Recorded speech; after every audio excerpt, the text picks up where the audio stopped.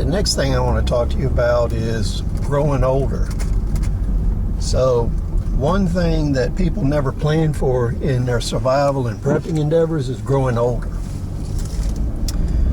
So when we look at that situation, I was looking at a video that Irish did lately, and he was talking about, post-fuel shortage, you might have to walk 10 miles to an intersection to do a recon and observation and then walk back. And I agree with him, that's an all-day endeavor.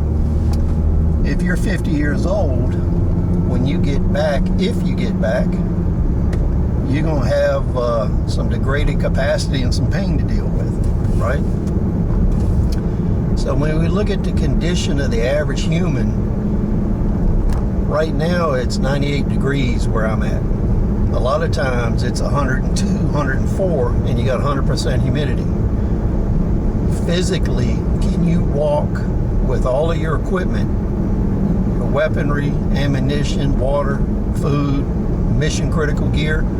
Can you actually walk 10 miles, do a recon, and walk back in that heat?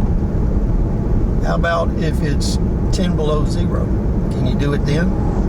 Can you do it through heavy snow? So when you think about physical fitness, you have security related duties, but other duties you have, growing food, processing firewood, doing manual labor, that's the same thing. A lot of things that people look at today are labor saving devices, force multipliers. That allows people to do a whole lot more work, get a lot more done, to make the effects much more effective and larger than they would have been without the synergy of those devices. So as you grow older, labor saving devices may become labor enabling devices. So it may enable you to do work you couldn't do because of your physical and aging condition. So you need to start thinking in terms of that. For instance, when I was in my 40s, I could put my gear on and I could walk all day. When you're in your late 50s or 60s, that's not going to happen. Okay? So you have to make arrangements around that. Are you going to ride a horse? Do you have a motorcycle? Do you have a vehicle? And is this mode of transportation reliable after SHTF? The other thing you want to look at is tools, power tools, and especially on the farm equipment.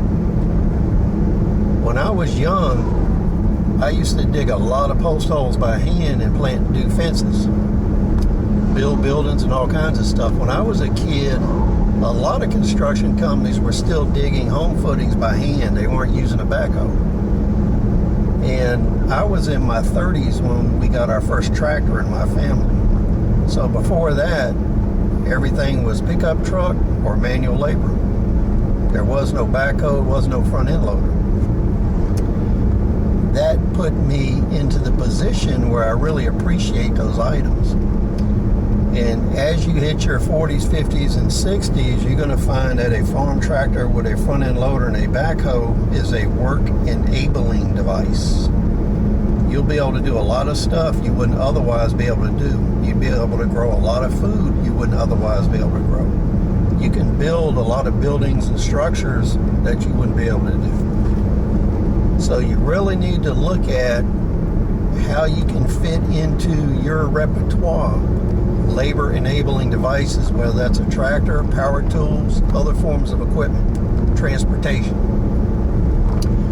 So please rate, subscribe, let me know what you think. Talk to you on the next video.